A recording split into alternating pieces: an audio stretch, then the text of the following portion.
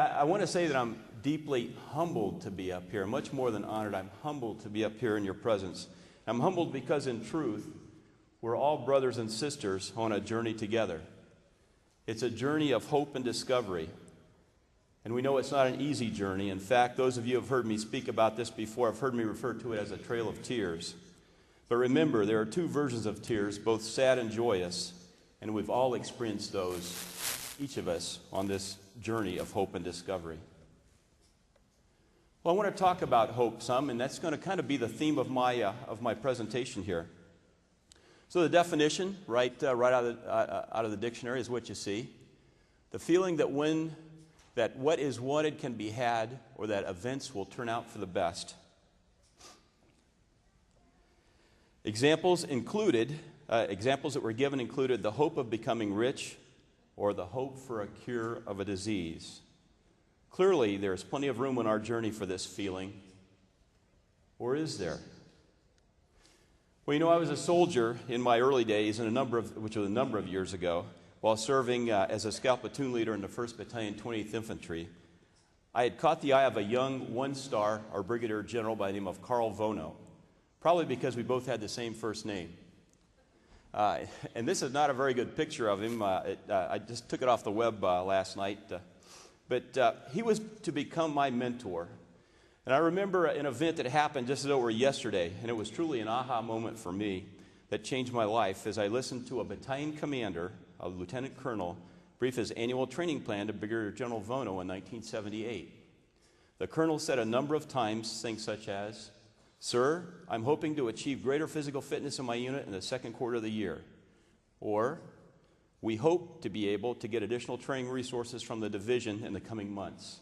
Well, having heard enough, Brigadier General Vono finally interrupted him and said, "Colonel, hope is not a method." Wow, hope is not a method. Those are pretty powerful words. I can tell you that those 4 or 5 words have changed how I've approached difficult tasks in my life in all the years hence, and I try to live by that principle even to this day. Because see, what General Vono was suggesting was that the word hope shouldn't be a noun, but it should be a verb.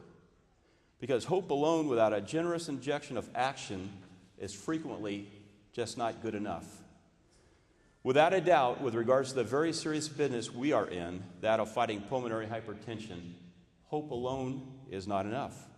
Let me give you an example, one that's very close to home for me. It's a true story from my life. And a few of you have been here before, have seen some of these slides I'm going to share, part of my story. I was really happy to see there's so many new people here, so I won't be boring so many folks. But anyway, what I'd like to do then is to get right into that. This little girl here, this picture was taken in, about August of 1982 in a town called Spanaway, Washington, and that little girl was my daughter, Megan. Just a very vibrant, very healthy, very athletic young lady that brought us great joy. This was a very, very happy time for us. That picture was probably taken in the mid to late 80s, prior to my being stationed overseas in Heidelberg, Germany as an Army officer with the NATO headquarters there. While there, we had a great time. We enjoyed life as a family. We hiked a lot, Volksmarch, skied, went to gymnastic events. Megan was quite a little gymnast, and life was very, very good. Well, Megan started to become a little bit short of breath, and we didn't know why. We had no idea. She was about 12 years old, and we thought, well, maybe there's something hormonal going on here. And my wife took her to the doctor, and the doctor said, childhood asthma, of course. Take this inhaler home and work with this, and you'll feel better right away. Well, 6 months later, you know the story. She wasn't getting any better, and my wife took her back to a different doctor, and that doctor said, can I give you a call later tonight? He didn't want to speak about it in front of my daughter, the 12-year-old. That night, which was a Friday evening, he called back to my wife, and I was not there. I was out of the country on an operation. Called back and said, Mrs. Hicks, I hate to tell you this, but I think your daughter's got a very, very serious illness. It's very rare, and we're going to get you out of Germany and get you back to Walter Reed Army Hospital in Washington, D.C. within 48 hours.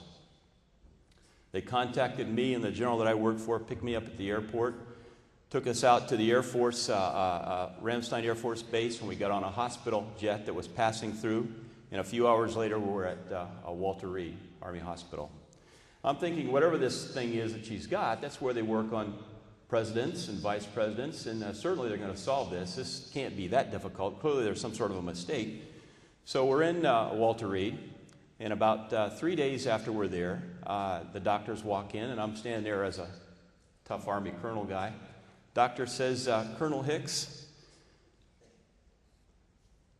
I regret to inform you that your daughter has less than a year to live, and there's absolutely nothing that we can do about it. She has an illness called primary pulmonary hypertension. Well, as you might guess, it's still very hard for me to say those words, and I've done it many times, and many of you have heard me say this. That obviously is the worst thing I've ever heard in my life, and certainly will be the worst thing I ever hear. It started a nightmare that you never wake up from. Well, the doctor said, we can't do anything for you. There's somebody treating it up in New York City, Columbia Presbyterian, so you should go up and visit with her. Take your car and going up there. Well, we didn't have a car. We'd just been in Germany only 72 hours before, so we rented one and drove up and found Columbia Presbyterian and found Robin Barth's office up there. And after a few days, she said, well, they were right. Your daughter's got primary pulmonary hypertension, but we're not going to buy into this idea of only 1 year to live. There are a number of things in 1994 that we can try, and we're going to continue to try them and stretch her out as long as we can, because the only thing that will save her life will be a lung transplant. And they're not very good at those in April of 1994. So we'll do everything we can to extend her another year and another year until the time comes when she has to go. Well, that started us down that trail where Megan had to fight to breathe every minute, and many of you have experienced that, or your loved ones have. And so Dr. Barth was able to stretch out that 1 year, and then another year, and then another year. And with all those things, we're able to keep her with us. But eventually she started to decline, and Dr. Barth said, look, we've got to get her on the transplant list and get this taken care of as soon as we can. So we did that. We went on the list, and we waited. And it didn't seem to go fast enough for us. And I can remember just as clear as day this statement from Megan. Daddy, when am I going to get my organs? I'm afraid I'm not going to make it. I so hope I get them in time. Well, it was clear that hope alone wasn't going to get us there. I went a few days afterwards to speak with a doctor, a very knowledgeable person, the head of a transplant program out there, and he said, Carl, she might not even get them. A new system for allocating organs was implemented in May of 2005 that actually disadvantages PH patients when it comes to allocation. In fact, they're towards the bottom of the list. What was worse than that was that the appeals process that was in place was broken as well. Clearly, at that point, hope was not going to be enough to get us there.